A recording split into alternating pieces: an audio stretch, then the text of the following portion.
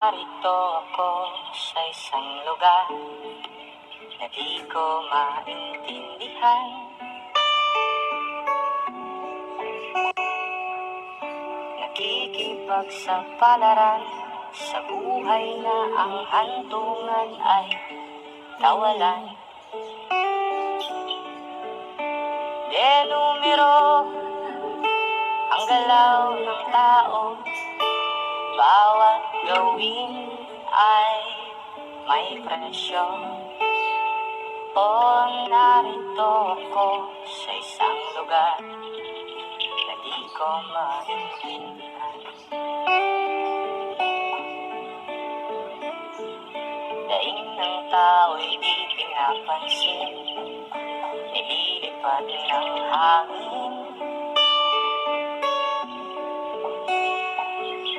Pagkain sa araw-araw ay di malaman paano pagkakasyahin.